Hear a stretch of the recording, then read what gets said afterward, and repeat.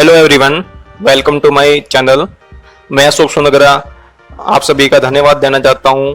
आपके द्वारा पहले वीडियो को पसंद एंड प्यार दिया गया, जिसके लिए हम सब आपके आभारी हैं। तो आज के वीडियो में हम बात करेंगे power transmission, power generation and power distribution के बारे में। मशीनीकरण, सुविधाकारी उपकरणों एवं आधुनिक जीवन शैली के कारण ऊर्जा की आवश्यकता में दिनों दिन बढ़ोतरी देखने को मिल रही है। बात की जाए 1975 में तो 100 यूनिट प्रति व्यक्ति ऊर्जा का उपभोग था, जो कि अभी प्रेजेंट में बढ़कर अप्रोक्स 1200 यूनिट प्रति वर्ष पहुंच गया है। ये आंकड़ा ये शो करता है कि जैसे कि आधुनिकीकरण बढ़ रहा है, आरामदायक वस्तुओं का उपयोग बढ़ रहा है, वैसे वैसे ऊर्जा का भी खपत बढ़ रहा है। तो ऊर्जा के खपत बढ़ने के साथ साथ तो ऊर्जा का उत्पादन भी बढ़ना जरूरी है। टॉपिक की बात करते हैं पावर सिस्टम। पावर सिस्टम को हम 3 भागों में डिवाइड करके स्टडी करेंगे, जिसमें फर्स्ट है पावर जनरेशन। पावर जनरेशन में बिजली का उत्पादन होता है, अलग अलग इकाइयों से बिजली को उत्पादित किया जाता है। सेकेंड है पावर ट्रांसमिशन। पावर ट्रांसमिशन का काम होता है कि जो बिजली पैदा हुई है बिजली के केंद्रों पर, उस बिजली को नियर बाई सिटी में आपके आसपास के शहरों तक लाने में पावर ट्रांसमिशन लाइनों का काम होता है। थर्ड आता है पावर डिस्ट्रीब्यूशन।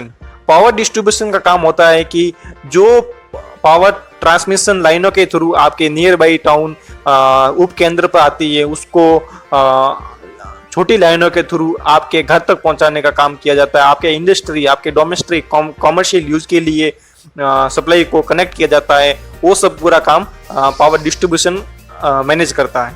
तो हम आगे पूरा एक एक को टॉपिक वाइज को हम डिटेल में। पावर जनरेशन इकाइयाँ।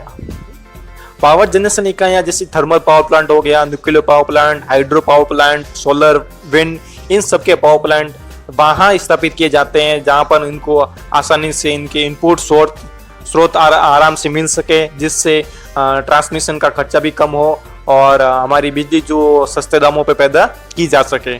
तो पावर जनरेशन इकाइयों में जो इनका पावर जनरेटर के द्वारा, अल्टरनेटर के द्वारा विद्युत का उत्पादन किया जाता है, जिसमें 11 केवी से लगाकर 33 केवी आउटपुट के तौर पर बिजली का उत्पादन किया जाता है।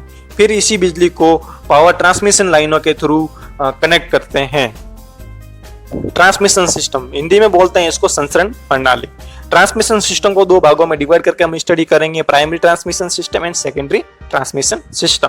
प्राइमरी ट्रांसमिशन सिस्टम में 33 केवी लाइन वोल्ट 33 केवी की सप्लाई जो हमें जनरेशन केंद्र से मिलती है, पावर प्लांट से मिलती है, उन प्लांटों से सप्लाई को स्टेप अप ट्रांसफार्मर के थ्रू स्टेप अप करके 400 केवी की लाइन में कन्वर्ट करते हैं।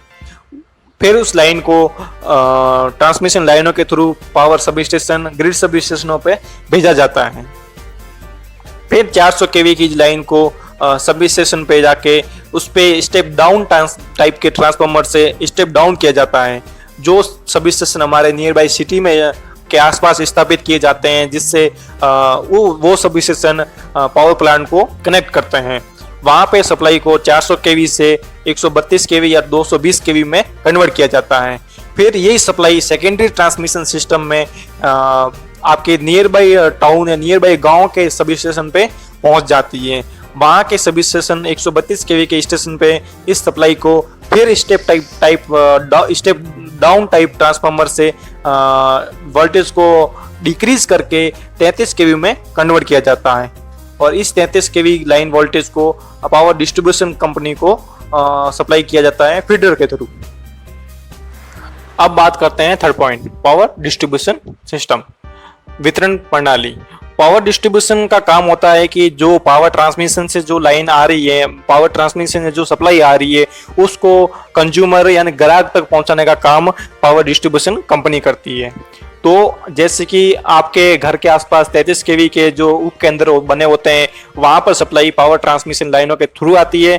फिर वो डिस्ट्रीब्यूशन डिस्कॉम्स कंपनीज उस 33 केवी सप्लाई को स्टेप डाउन टाइप के ट्रांसफार्मर के थ्रू 11 केवी में कन्वर्ट करके, और 11 केवी से भी कन्वर्ट करके 3 फेज में या फिर सिंगल फेज में कन्वर्ट करके आपके domestic use, commercial use, industry use traction use के लिए सप्लाई को कनेक्ट करते हैं।